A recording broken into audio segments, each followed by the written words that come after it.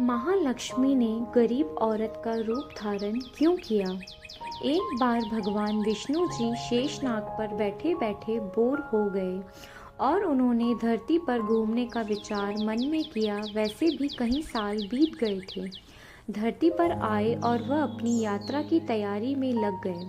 स्वामी को तैयार होता देखकर लक्ष्मी माँ ने पूछा, आज सुबह सुबह कहाँ जाने की तैयारी हो रही है? विष्णु जी ने कहा, लक्ष्मी, मैं धरती लोक पर घूमने जा रहा हूँ। तो सोचकर लक्ष्मी माँ ने कहा, हे देव, क्या मैं भी आपके साथ चल सकती हूँ? भगवान विष्णु ने 2 पल सोचा, फिर कहा, एक शर्त पर तुम मेरे साथ चल सकती हो। तुम धरती पर पहुंचकर उत्तर दिशा की ओर बिल्कुल मत देखना। इसके साथ ही माता लक्ष्मी ने हाँ कहकर अपनी मनवा ली और सुबह सुबह माँ लक्ष्मी और माँ भगवान विष्णु धरती पर पहुंच गए। अभी सूर्य देवता निकल रहे थे। रात बरसात होकर हटी थी। चारों ओर हरियाली ही हरियाली थी। उस समय चारों ओर बहुत शांति थी और धरती बहुत ही सुंदर दिख रही थी और माँ लक्ष्मी मंत्रमुग्ध होकर धरती को देख रही थी और भूल गई कि पति को क्या वचन देकर आई है और चारों ओर देखती हुई कब उत्तर दिशा की ओर देखने लगी पता ही नहीं चला। उत्तर दिशा में माँ लक्ष्मी को एक बहुत ही सुंदर बगीचा नजर आया और उस तरफ से भीनी भीनी खुशबू आ रही थी और बहुत ही सुंदर सुंदर फूल खिले थे। यह एक फूलों का खेत था और माँ लक्ष्मी बिना सोचे समझे उस खेत में गई और एक सुंदर सा फूल तोड़ लाई। लेकिन ये क्या, जब महालक्ष्मी भगवान विष्णु के पास वापस आई तो भगवान विष्णु की आंखों में आंसू थे और भगवान विष्णु ने माँ लक्ष्मी को कहा कि कभी भी किसी से बिना पूछे उस समय कुछ भी नहीं लेना चाहिए और अब साथ ही अपना वचन भी याद दिलाया। माँ लक्ष्मी को अपनी भूल का पता चला तो उन्होंने भगवान विष्णु से इस भूल की माफ़ी मांगी। तो भगवान विष्णु ने कहा कि जो तुमने जो भूल की है उसकी सज़ा तो तुम्हें ज़रूर मिलेगी। जिस मालिक के खेत से तुम नए बिना पूछे फूल तोड़ा है, यह एक प्रकार की चोरी है। इसलिए अब तुम 3 साल तक माली के घर नौकर बनकर रहोगी। उसके बाद मैं तुम्हें वैकुंठ में वापस बुलाऊंगा। माँ लक्ष्मी ने चुपचाप सर झुकाकर हाँ कर दी। आजकल की लक्ष्मी थोड़ी थी और माँ लक्ष्मी एक गरीब औरत का रूप धारण करके उस खेत के मालिक के घर गई। घर क्या, एक झोपड़ा था और मालिक का नाम माधव था। माधव की बीवी, 2 बेटे और 3 बेटियां थी।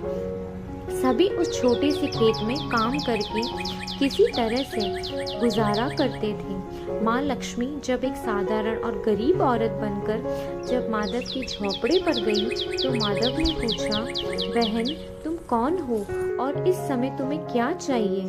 तब माँ लक्ष्मी ने कहा, मैं एक गरीब औरत हूँ। मेरी तरह देखभाल करने वाला कोई भी नहीं है। मैंने कई दिनों से खाना भी नहीं खाया है। मुझे कोई काम दे दो, साथ में मैं तुम्हारे घर का काम भी कर दिया करूँगी। बस मुझे अपने घर में एक कोने में आसरा दे दो। माधव बहुत ही अच्छे दिल का मालिक था। उसे दया आ गई, लेकिन उसने कहा, बहन, मैं तो बहुत ही गरीब हूँ। मेरी कमाई से मेरे घर का खर्च मुश्किल से चलता है। लेकिन अगर मेरी 3 की जगह 4 बेटियां होती तो भी मैंने गुजारा करना था। अगर तुम मेरी बेटी बनकर जैसा रूखा सूखा हम खाते हैं उसमें खुश रह सकती हो तो बेटी अंदर आ जाओ। माधव ने माँ लक्ष्मी को अपने झोपड़े में शरण दे दी और माँ लक्ष्मी 3 साल तक उस माधव के घर पर नौकरानी बनकर रही। जिस दिन माँ लक्ष्मी माधव के घर आई थी उससे दूसरे दिन ही माधव को इतनी आमदनी हुई फूलों से कि शाम को एक गाय खरीद ली।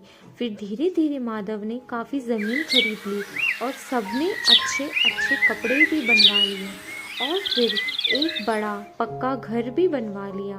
बेटियों और बीवी ने गहने भी बनवा लिए और अब कभी बहुत बड़ा बनावा भी कर लिया था। माधव हमेशा सोचता था कि मुझे ये सब इस महिला के आने के बाद मिला है। इस बेटी के रूप में मेरी किस्मत आ गई है मेरी और अब 4 साल बीत गए, लेकिन माँ लक्ष्मी अब भी घर या खेत में काम करती थी। एक दिन माधव जब अपने खेतों में काम खत्म करके घर आया तो उसने अपने घर के सामने द्वार पर एक देवी स्वरूप गहनों से लदी एक औरत को देखा।